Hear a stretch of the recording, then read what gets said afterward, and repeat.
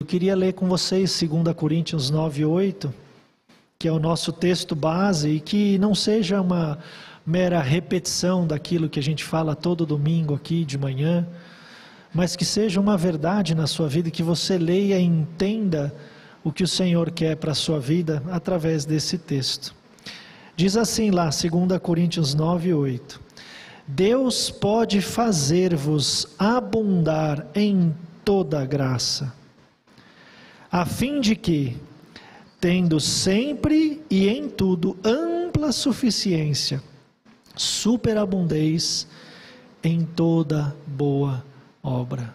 E esse é o desejo do nosso coração todos os domingos de manhã, quando a gente vem aqui abrir a palavra com você, que você entenda que o Senhor tem para você, para a sua vida, tem te preparado para você superabundar em toda boa obra, que Ele já preparou de antemão. Como nós ouvimos aqui de manhã, não é sobre nós não somos o foco, mas Cristo Jesus é o foco de tudo que a gente fala aqui nessa casa, e tem que ser assim, né? Nós estamos estudando e muitos livros foram escritos aí ao longo dos tempos, falando sobre nomes, sobre títulos associados ao Senhor Jesus. Muitos deles são familiares, muitos deles já foram objeto aqui de estudo, né? E nomes, títulos como Salvador, como Emanuel, como Filho do Altíssimo, Fiel e Verdadeiro, Alfa e Ômega. Nós já estudamos, já vimos, já ouvimos.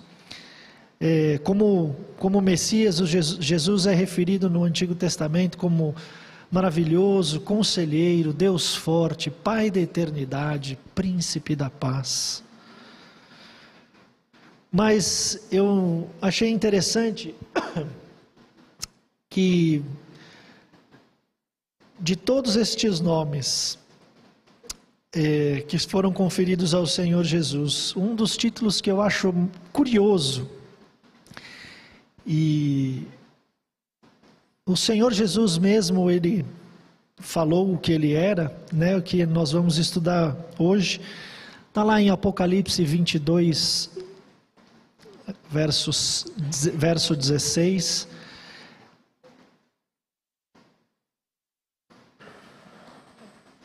que diz assim: Eu, Jesus, enviei o meu anjo para vos testificar estas coisas às igrejas.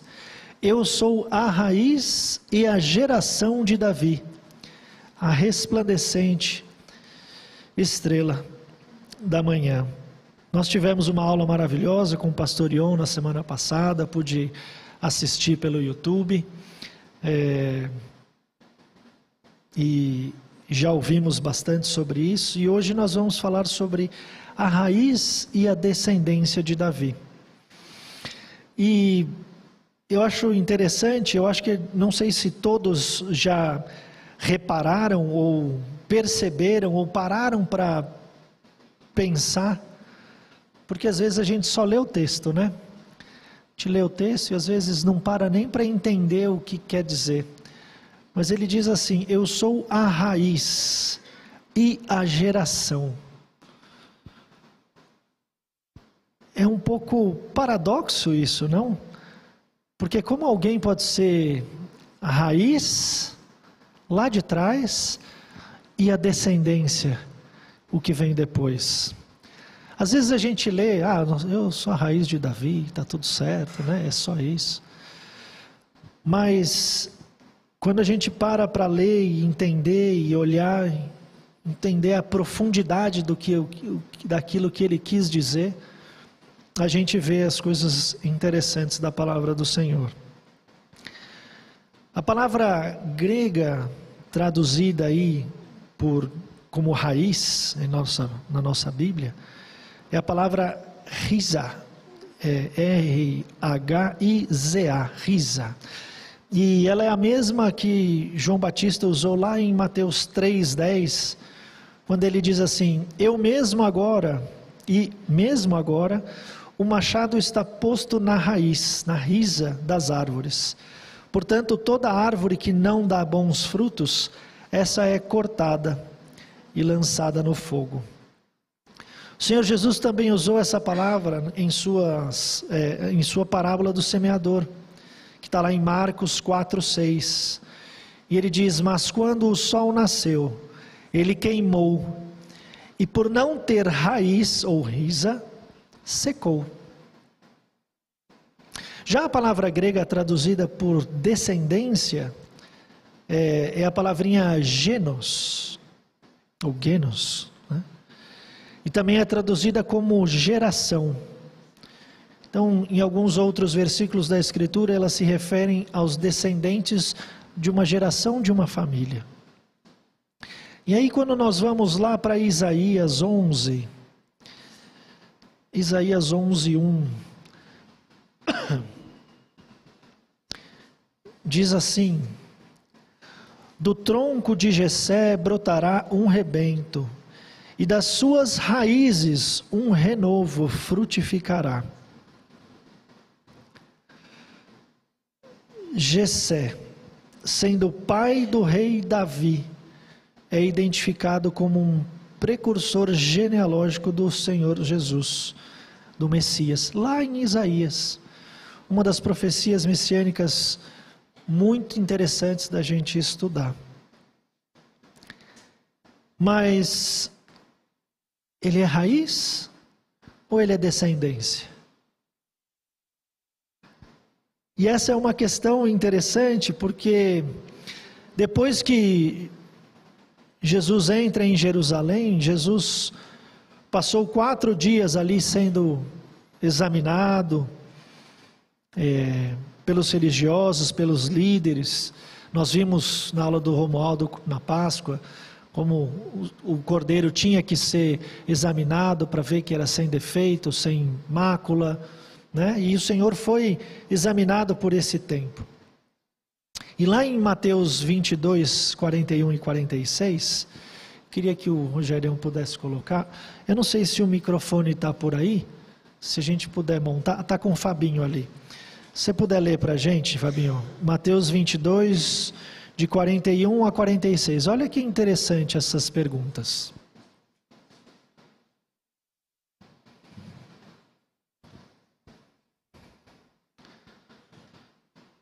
Reunidos os fariseus, interrogou-os Jesus: que pensais vós do Cristo?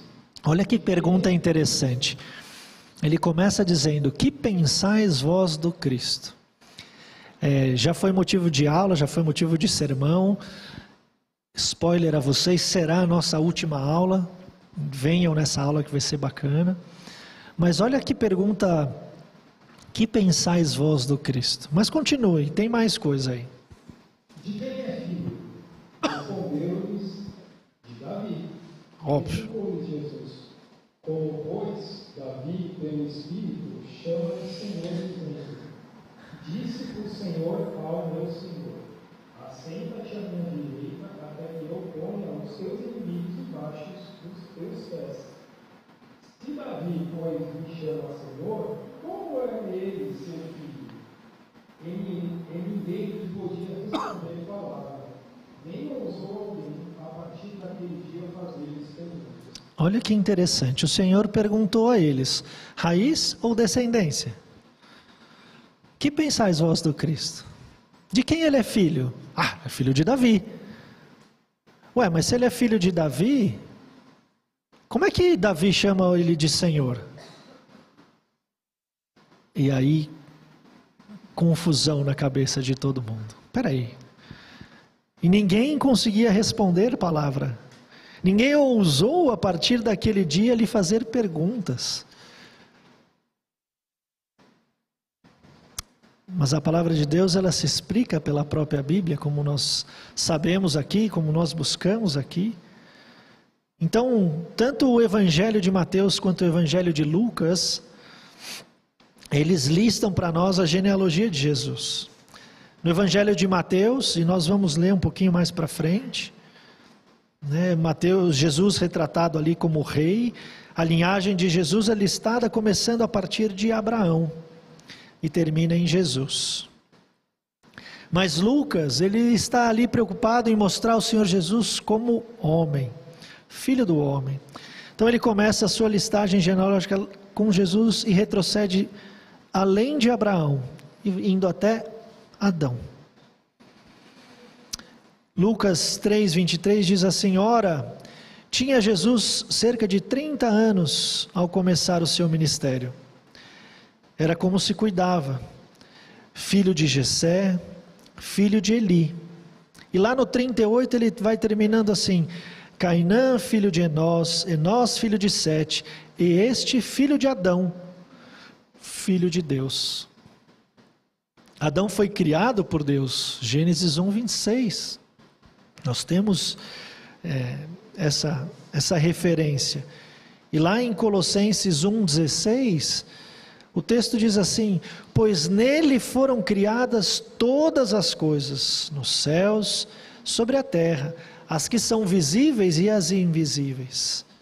Sejam tronos, sejam soberanias, quer principados, quer potestades, tudo foi criado por meio dele e para ele. Jesus, como parte do Deus Trino, foi o criador de Adão.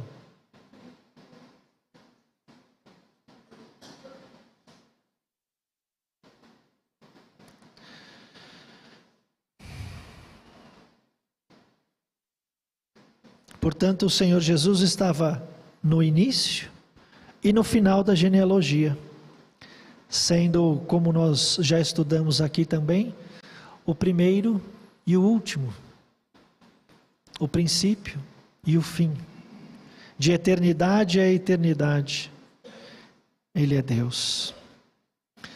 Então Jesus, Ele foi verdadeiramente a raiz, o início, e a descendência de Davi. É claro que nós vamos explorar um pouquinho mais a fundo, mas o Senhor Jesus, Ele é a raiz, lá o primórdio que traz vida, o que traz nutrientes, o que traz alimento para os nossos corpos, por uma árvore saudável, a raiz é responsável por isso. Mas Ele também é a descendência, o broto que nasceu daquela raiz. E aí eu queria ler com vocês, e eu vou pedir para o microfone circular, para que nós pudéssemos ler Isaías 11, de 1 a 5. E aqui, esse texto contém uma profecia muito, muito bonita, que aponta para o Senhor Jesus Cristo, o Filho de Davi. Consequentemente, o Filho de Deus, conforme foi dito lá pelo profeta Natã, em 2 Samuel 7,14. Então, quem achou Isaías 11, de 1 a 5, pode ler, por favor. Do tronco de Jessé sairá um rebento, e das suas raízes um renovo. Repousará sobre ele o Espírito do Senhor, o Espírito de sabedoria e de entendimento, o Espírito de conselho e de fortaleza, o Espírito de conhecimento e de temor do Senhor. Deleitar-se-á no temor do Senhor. Não julgará segundo a vista dos seus olhos, nem repreenderá segundo o ouvir dos seus ouvidos, mas julgará com justiça os pobres e decidirá com equidade a favor dos mansos da terra. Ferirá a terra com a vara de sua boca e com o sopro dos seus lábios matará o perverso. A justiça será o cinto dos seus lombos e a fidelidade o cinto dos seus rins. Amém. Nós vamos falar desse texto como um todo. E tem coisas e verdades tão bonitas aqui que às vezes a gente não presta atenção ou a gente foca apenas em uma delas. Mas a mensagem desse capítulo 11, ele ecoa pelo livro de Isaías, né? E principalmente, se você puder depois estudar em sua casa, os capítulos 42 e o capítulo 61.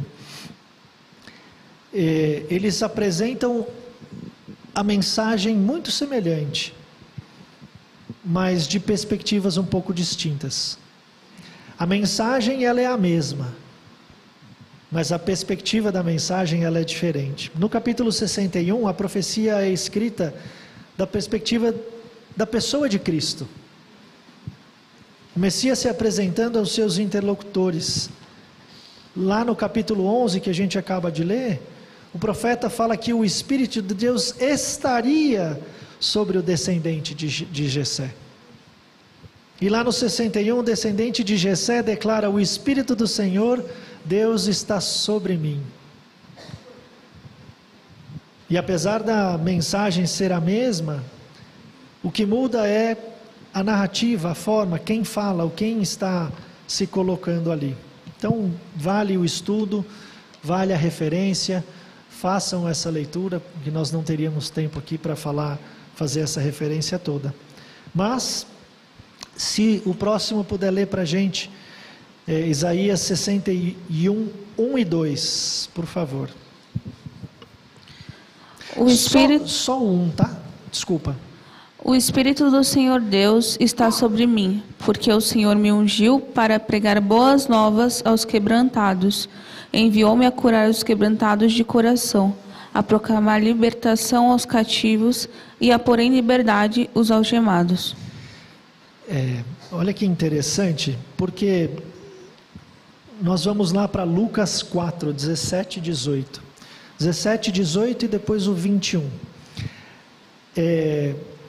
Esse é o livro do profeta Isaías. Está escrito lá, né? No tempo do Senhor Jesus, os rolos eram lidos às sinagogas, né? E o Senhor Jesus, após um sábado poder voltar a Nazaré, onde ele tinha sido criado, ele foi até uma sinagoga e o chamaram para ler. E ele abriu o rolo. O rolo é um rolo, não é a Bíblia assim que a gente abre aonde a gente quer. É um rolo. A hora que você abre o rolo, você continua a leitura. A hora que você termina, você fecha. O próximo vai ler a partir da onde ele estava, da onde parou, certo? Então não é assim, eu quero ler hoje Isaías 11, 1. Não. A última leitura parou ali e o Senhor vai lá e abre o rolo e faz a leitura. Lá em Lucas 4, 17 e 18, e depois o 21, ele faz a leitura. Então lhe deram o livro do profeta Isaías, e abrindo o livro, achou o lugar onde estava escrito: O Espírito do Senhor está sobre mim, pelo que me ungiu para evangelizar os pobres, enviou-me para proclamar libertação aos cativos e restauração da vista aos cegos, para pôr em liberdade os oprimidos. E o 21? Então passou Jesus a dizer-lhes: Hoje se cumpriu a escritura que acabais de ouvir. Então o Senhor abre o rolo, faz a leitura e fala assim: hoje se cumpriu o que foi dito pelo profeta. Uau! E as pessoas ali entenderam e falaram: nossa, ele é o Salvador, certo? Não. Que blasfêmia é essa? Você está louco? Dizer que você é o Messias? E aqueles que assistiram Chosen, não sei se para vocês, mas para mim foi uma das cenas mais bacanas de se ver, porque a congregação inteira pega ele e fala assim: nós vamos te levar para o precipício para te mandar lá para baixo, porque isso é blasfêmia. Aí eles levam, ele chega até a parte do pico, olha para todo mundo e simplesmente passa por todo mundo. E eles que foram ali como uma multidão para jogá-lo lá para baixo, ficam sem saber, sem entender. Mas certamente aquilo fica na sua mente. Como assim? Esse está dizendo que é o Messias, leu aquilo que Isaías está dizendo e disse: hoje se cumpriu na sua frente o que a palavra do Senhor diz. E nós aqui sentadinhos, podemos pensar assim: puxa, que malucos, né? Como é que eles vão não acreditar assim? Mas imagine você numa situação como essa, esperando o Messias, esperando alguém talvez diferente daquilo que estava se apresentando, mais humilde, mais manso, falando que era o Senhor Jesus. Nós temos a palavra de Deus inteira na nossa mão, o tempo inteiro, o tempo todo, e nós deixamos fechada. E muitas vezes no nosso dia a dia, nas coisas que nos incomodam ou que não estão 100% daquilo que nós gostaríamos de ser. Como disse aqui de manhã a Tatá, nós não somos o foco, mas nós queremos ser o foco o tempo todo. E muitas vezes, mesmo com a palavra de Deus inteira e completamente elucidada e explicada para nós, a nossa fé às vezes estremece. Às vezes o nosso sentimento, aquilo que nós fazemos, não reflete o que a palavra de Deus nos diz para fazer. Às vezes não precisamos ir longe, vamos ao trânsito. Aquilo nos tira do sério quando a palavra de Deus nos diz que nós temos que ter mansidão e domínio próprio. Então a gente fica julgando e dizendo, aqueles malucos daquela época não conseguiam enxergar que ele era o Messias, mas nós muitas vezes não conseguimos praticar o que a palavra de Deus nos diz, do que a palavra de Deus nos coloca todos os dias para vivermos. Como nós devemos tratar os irmãos, como nós devemos tratar aqueles que não têm o mesmo pensamento que nós. E esse texto que nós estamos falando, de Isaías 11, fala de julgamento. Nós vamos falar um pouquinho mais para frente sobre isso. Então é um texto muito rico e muito interessante para nosso estudo, para nossa meditação. O capítulo 11 revela quem é o Cristo, na perspectiva do profeta. E por isso Isaías fala num evento futuro. Ele diz: brotará, frutificará, repousará. Enquanto lá no capítulo 61, ele destaca que o mesmo Espírito está sobre o Senhor. Não estará, está. Então Isaías 11, 1 e 2 diz: porque brotará um rebento do tronco de Jessé, e as suas raízes um renovo, frutificará, e repousará sobre ele o Espírito do Senhor. E depois fala de outros espíritos ali. Deus anunciou aos filhos de Israel, por intermédio de Isaías, que da casa, da família, do tronco, da raiz de Jessé, pai de Davi, um ramo haveria de brotar, um filho, um descendente. Daí, raiz de Davi e descendência de Davi. E para não deixar dúvidas, Deus faz referência às raízes de Jessé, que remete a Abraão, pois Jessé é um dos descendentes de Abraão. Nós vamos ver isso lá em Mateus 1, de 1 a 6, quem estiver com o microfone puder ler. Dani, Mateus 1, de 1 a 6.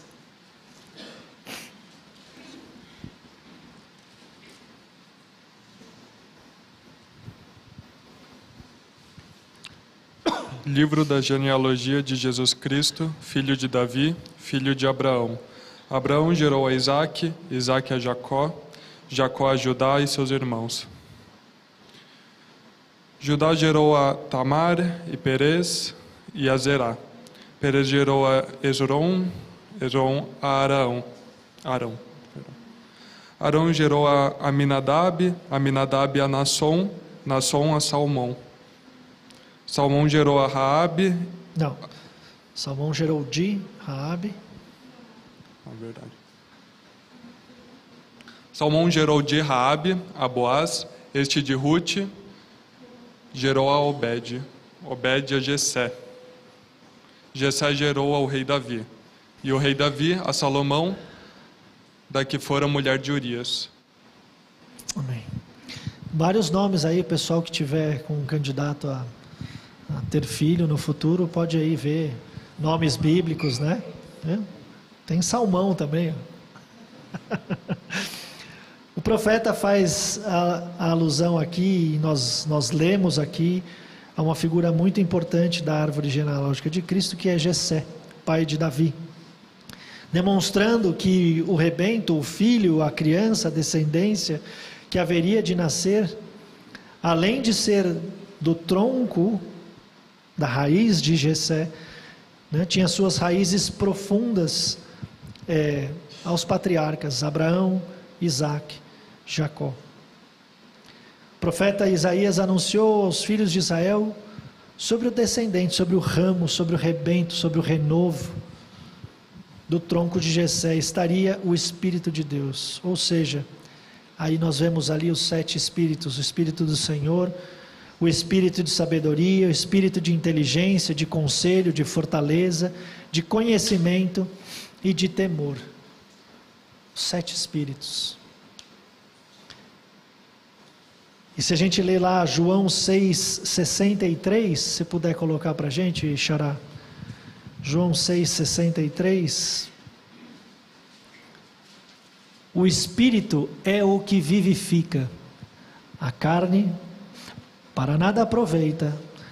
As palavras que eu vos tenho dito são Espírito e são vida. Espírito e vida.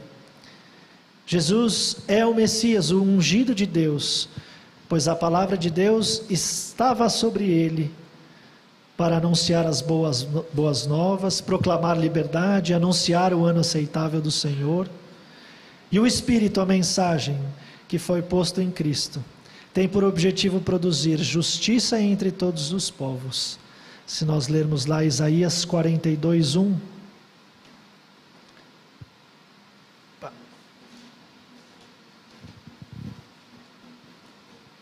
42:1.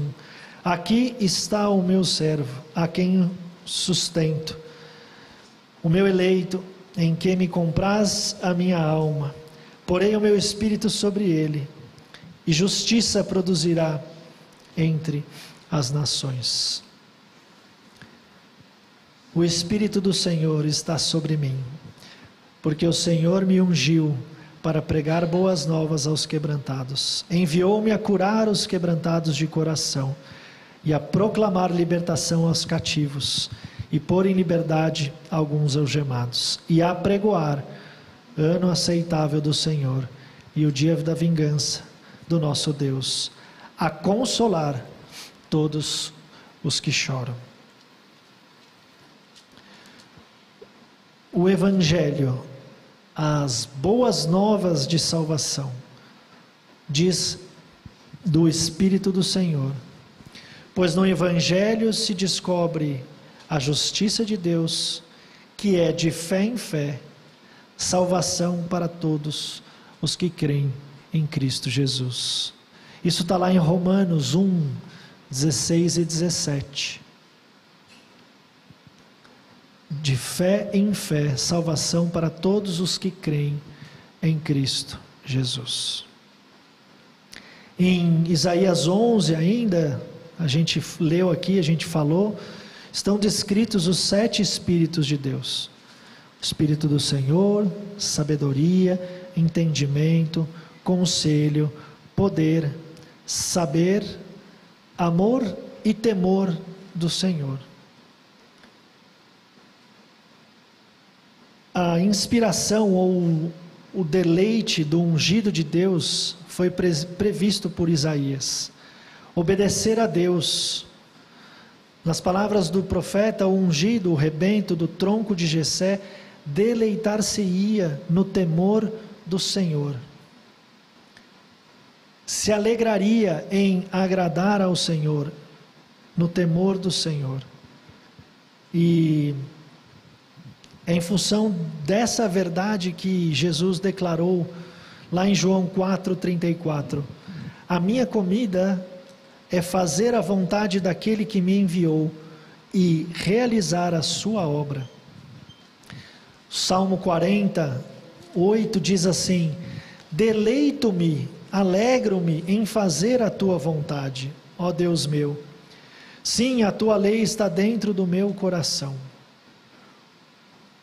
Provérbios 9:10, nós já estudamos aqui, já falamos dele aqui, diz assim: o temor do Senhor é o princípio da sabedoria. O temor do Senhor é o princípio da sabedoria. E aí eu queria ler alguns textos com vocês e fazer umas pequenas comparações. Eu vou pedir para alguém ler, por favor, Salmo 19:9. O temor do Senhor é límpido e permanece para sempre. Os juízos do Senhor são verdadeiros e todos igualmente justos. Amém. Salmo 111, 10. O temor do Senhor é o princípio da sabedoria. Revelam prudência todos os que o praticam. O seu louvor permanece para sempre. Amém. 1 de Pedro 1, 23. Pois fostes regenerados não de semente corruptível, mas de incorruptível, mediante a palavra de Deus, a qual vive e é permanente. Amém. Temor refere-se à palavra de Deus, e temer a Deus remete a obedecê-lo. Está dando um pouquinho de microfone aí, desculpe. Temer é guardar os mandamentos, andar após o Senhor, servi-lo, amá-lo, apegar-se a Ele, o que só é possível através da palavra de Deus. Só é possível amá-lo, só é possível servi-lo, só é possível estar junto do Senhor se nós estivermos com a palavra do Senhor. E aí o temor do Senhor é o princípio da sabedoria. Nós precisamos ser sábios, nós precisamos ler a palavra do Senhor. Eu peguei só um trecho pequeno que apareceu no Instagram, onde o pastor estava num podcast, alguma coisa assim, e ele falou naquele trechinho, eu não li, eu não vi ele inteiro, mas só naquele trechinho ele falou: olha, tem 3 coisas que fazem com que o crente se afastem. Uma delas é ficar longe da palavra. A segunda é não orar. A terceira ele cortou, mas eu tenho certeza que é a comunhão entre os irmãos, né? Se você não tem esse tripé, que a gente sempre fala aqui, a leitura da palavra, a oração e a comunhão com os irmãos, a gente se afasta do Senhor. A gente não tem como ficar perto do Senhor, porque outras coisas nos alimentam, outras coisas nos fortalecem para aquela coisa. Então, se nós não estivermos na palavra com o temor do Senhor, se nós não estivermos em comunhão com o Senhor, em oração, falando com Ele o tempo todo. O pastor ainda disse que Daniel orava 3 vezes por dia, e a Bíblia nos ensina a orar sem cessar, o tempo todo. Mas a nossa vida de oração é uma vida falha. A minha é falha, não posso dizer a de vocês. A minha é falha. Porque não é sem cessar, não é o tempo todo. A minha vida de leitura da palavra é falha. E eu peço ao Senhor por mais vontade de ler a palavra dEle, mais vontade de estudar a sua palavra, mais vontade de entender a sua palavra. Mas como é que eu quero entender a palavra se ela está fechada? Outro dia fizemos uma arrumação, não tenho um número exato, mas eu contei por baixo umas 30 Bíblias na minha casa. De diferentes estudos, versões. De que adianta elas estarem lá se elas ficarem fechadas? De nada. Não é a quantidade que se tem, não é a maneira, mas é o quão manuseada ela está, o quão escrita ela está, o quanto ela tem sido aberta para a sua vida. E não aberta de ficar a ponto de ficar amarela, só naquele texto, né? Como apenas um cuidado, como diz isso, um amuleto, uma superstição. Mas o quão viva ela é para a sua vida, quanta diferença ela faz na sua vida, no momento de dor, no momento de angústia, no momento de medo, no momento de raiva, no momento de angústia. A sua Bíblia fica fechada porque aí você está com raiva e não quer? É aí que você tem que estar mais sedento da palavra de Deus para fazer, para ser transformado. O Senhor Jesus, é a raiz, é o princípio, mas Ele também é a descendência, Ele também é o fim, Ele também já viu lá na frente. O que eu quero dizer para você, meu irmão, é que o Senhor conhece a sua vida muito antes de você nascer, e Ele já sabe o fim da sua história. Nós é que vivemos o momento, e nós esquecemos de deixar na mão do Senhor o nosso futuro. Nós queremos ser o centro das coisas, nós queremos fazer as coisas do nosso jeito, nós queremos fazer e viver a vida segundo aquilo que o mundo diz. Isso aqui é gostoso, isso aqui dá prazer, isso aqui faz bem. Será? O que a palavra de Deus nos diz? Aonde nós devemos nos deleitar, nos alegrar, senão em servir e agradar ao Senhor Jesus? Essa é a nossa vida. A nossa comida é servir ao Senhor. É assim? Pense nos seus plantões aqui para servir. Você já chega na quarta-feira, lembra, putz, esse domingo é o meu... Nossa! Ou, puxa, que legal, que bom, chegou mais uma vez a hora de servir ao Senhor. Vou falar, não, puxa, chegou de novo. Outra vez tem que ficar com aquelas crianças. Outra vez tem que ficar na sala de som. Puxa, lá é tão quente, não tem um ar-condicionado. Né? Como é a sua vida? Como é o seu afazer? Aonde está o seu prazer? Aonde está o prazer de adorar o Senhor? Além de deleitar-se no temor do Senhor, Cristo não haveria de julgar o homem segundo as aparências vistas dos olhos, e nem de ensinar segundo o ouvir dos seus ouvidos.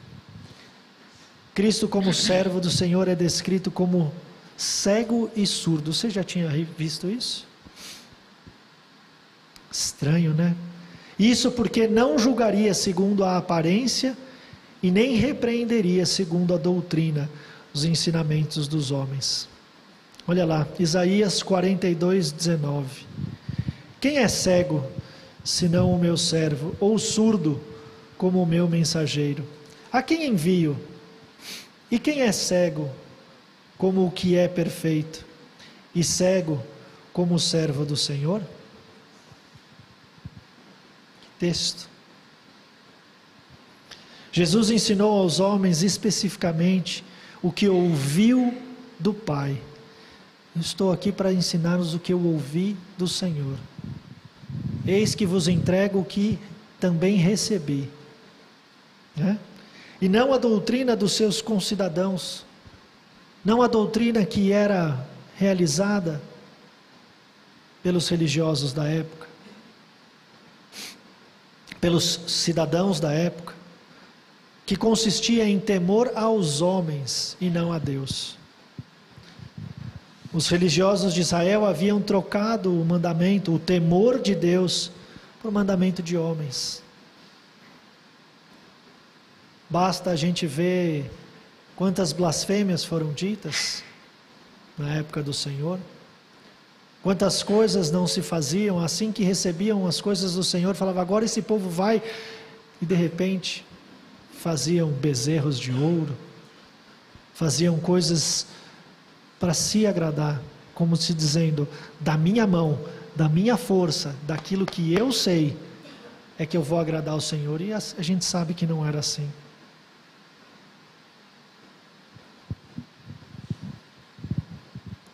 Isaías 29:13, porque o Senhor disse, pois que este povo se aproxima de mim com a sua boca, e com os seus lábios me honra, mas o seu coração se afasta para longe de mim, e o seu temor para comigo consiste só em mandamentos de homens, em que foi instruído.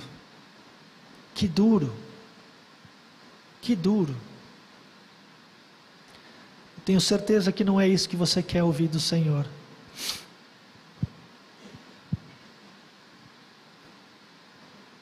Esses vêm aí me servir, mas me servir de que jeito? De que maneira? De que forma? Para alguns ele vai dizer: nunca te conheci.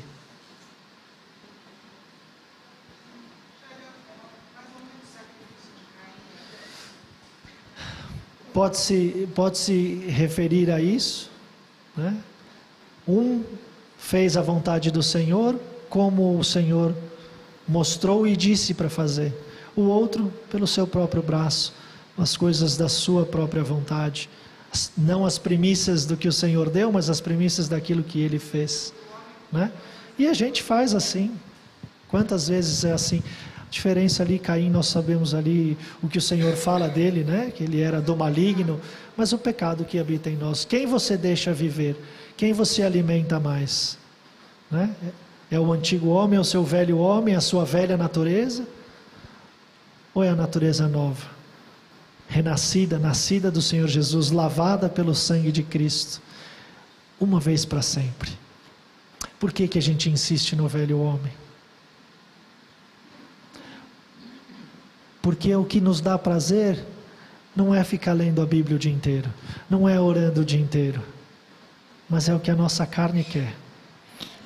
É aquilo que nos dá prazer, e às vezes um prazer super momentâneo, não é nem prolongado, mas é um momentâneo. E o Senhor nos ensina a buscar a palavra de Deus, nos ensina a ouvir o que Ele quer e a praticar a palavra de Deus. Não sede somente ouvintes, para que não engane a você mesmo. Quantas vezes nós nos enganamos no dia? Porque nós fazemos as coisas segundo a nossa carne, segundo aquilo que nos dá prazer, segundo aquilo que nós queremos. Eu tenho orado especificamente sobre um ponto na minha vida e por algumas vezes eu disse: não, eu vou fazer. Eu falei: não, pera, eu não perguntei para o Senhor se é para fazer. Senta aqui, volta um pouquinho. Não, mas aquilo tenho certeza que é o que eu quero fazer. Não, mas algumas vezes o Senhor já me disse não para essas coisas. Então, vamos perguntar de novo? Vamos orar? Mas a nossa vontade inicial é: vamos fazer, vamos se jogar. Se joga, vai de cabeça, né? Mas vai de cabeça na nossa carne, da maneira com que o Senhor não diz para a gente fazer, e sim para orar, para colocar diante dEle todas as coisas, orar sem cessar, o tempo todo, para agradar ao Senhor, para agradar a vontade de Cristo Jesus.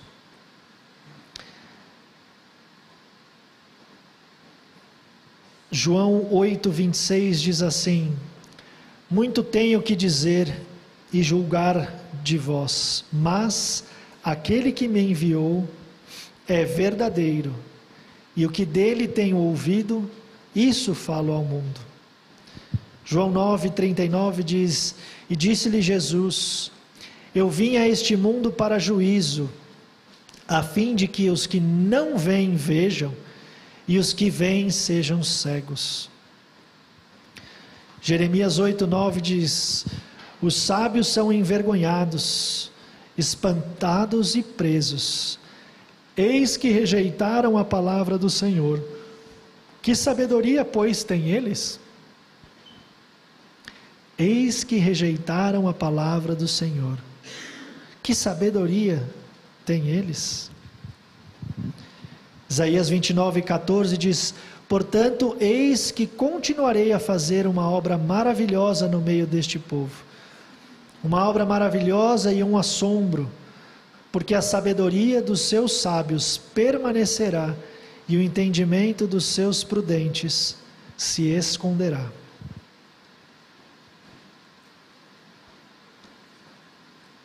O julgamento de Cristo não seria segundo o parâmetro dos seus concidadãos, que era segundo a carne, segundo o que eles ali entendiam. Ele veio ao mundo para juízo, sim, Malaquias 3:5. Mas de modo que os que julgavam que viam, os religiosos judeus, tornavam-se cegos. E os cegos, judeus e gentios, que não tinham entendimento da palavra, passavam a ver, passavam a enxergar. E a gente vê lá em Isaías 42, 7, João 9, 39. João 8,15 diz assim: vós julgais segundo a carne, eu a ninguém julgo. João 7,24 diz: não julgueis segundo a aparência, mas julgai segundo a reta justiça.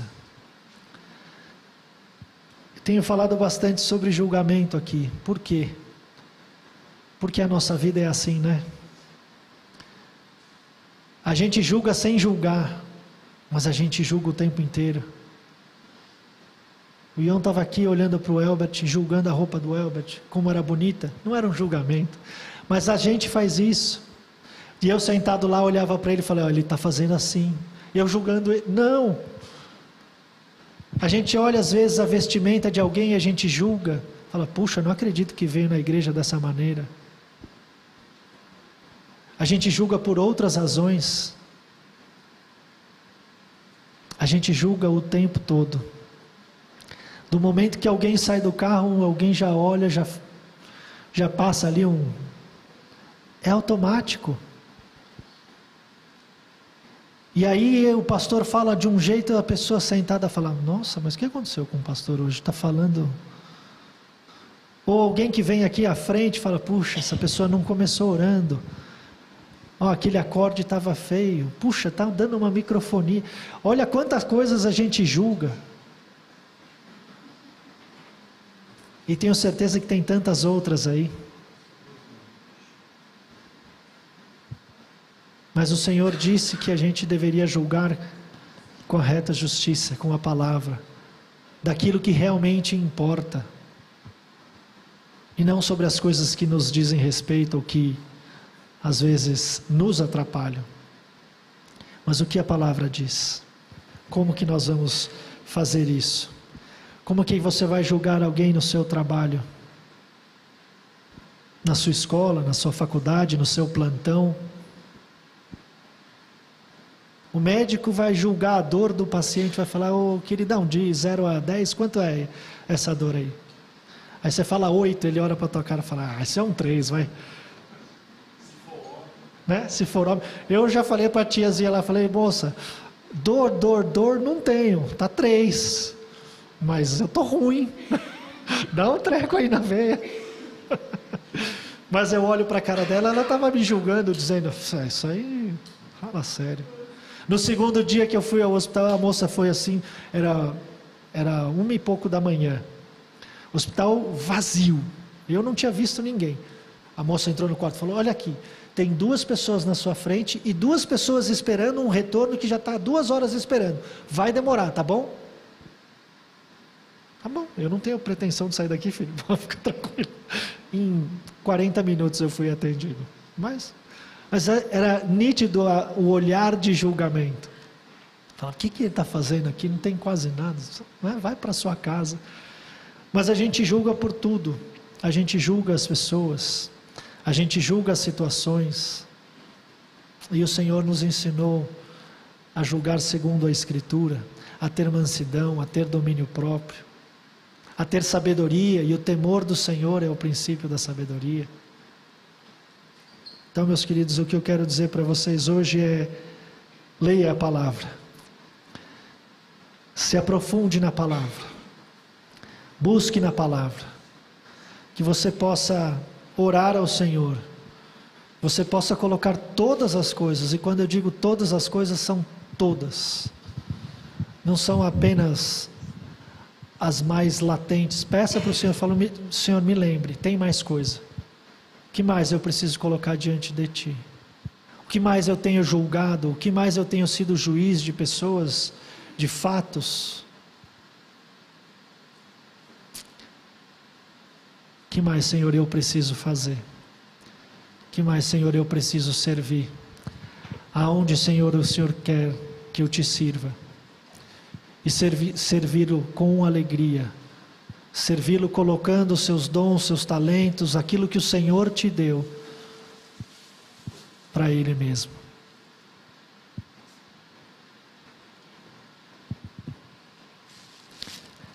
Isaías 39 diz: porque este é um povo rebelde, filhos mentirosos, filhos que não querem ouvir a lei do Senhor. Nós não queremos ser esses, que não queremos ouvir o que o Senhor tem para nos dizer, que não queremos ouvir o que o Senhor fala aos nossos corações. Mas a palavra de Deus também diz: se hoje ouvirdes a sua voz, não endureçais os vossos corações, assim como na provocação e como no dia da tentação no deserto. Não endureça o seu coração.